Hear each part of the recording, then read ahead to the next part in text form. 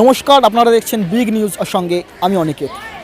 আমরা সকলেই জানি যে নতুন বছরের আগমন ঘটেছে এবং শীতকালে কিন্তু ভ্রমণের জন্য হচ্ছে আদর্শ সময়। আর কলকাতার মধ্যে ভ্রমণের যে স্থানগুলি আছে তার মধ্যে কিন্তু আলিপুর চিড়িয়াখানা সেটি হচ্ছে অন্যতম। আর তাই আজকে আমরা চলে এসেছি সেই আলিপুর চিড়িয়াখানাতে এবং এখানে আমরা দেখে নেব যে শীতকালে এখানে মানুষজন কীরকম তার পরিবারের সঙ্গে বা বন্ধু বান্ধবদের সাথে ভ্রমণের জন্য এসেছেন এবং তাদের পুরনো স্মৃতি কী এই চিড়িয়াখানার সঙ্গে এবং তাদের কীরকম লাগছে এখানে ভ্রমণ করে।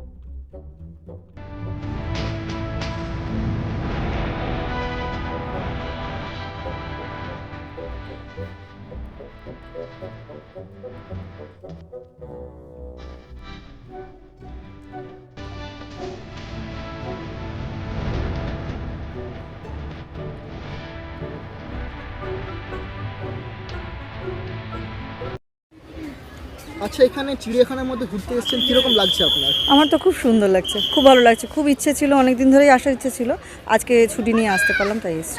আচ্ছা, অন্য বছরও কি আসেন? প্রত্যেক বছর আসি আচ্ছা। আমি প্রত্যেক বছর আসি। আচ্ছা, অন্য বছরের যে এখানের চিড়িয়াখানার যে দৃশ্যগুলো বা এখানের মধ্যে কিছু পরিবর্তন লক্ষ্য করেছেন? আমরা একটু লেট করে ফেলেছি, বেলা করে এসেছি বলে, তাই বাঘগুলো ঠিক করে সেরকমভাবে দেখা হলো না।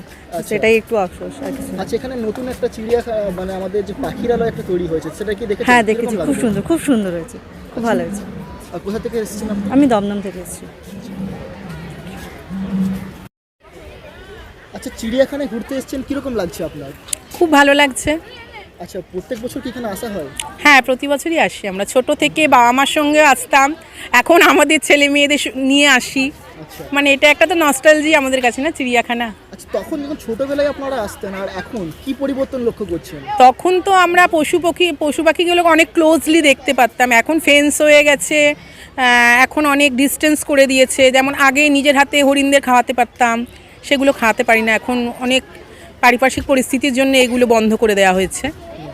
আর এখন নানা রকম বিদেশি পাখি, বিদেশি পশুর অনেক এখানে আনা হয়েছে, ভালো লাগছে। নতুন পাখিরালয় তৈরি হয়েছে, দেখেছেন সেটা? হ্যাঁ দেখেছি। কিরকম লেগেছে? খুব ভালো লেগেছে ওটা। আচ্ছা, আপনারা কোথা থেকে আসছেন? আমরা আসছি বারুইপুর, দক্ষিণ 24 পরগনা। ধন্যবাদ।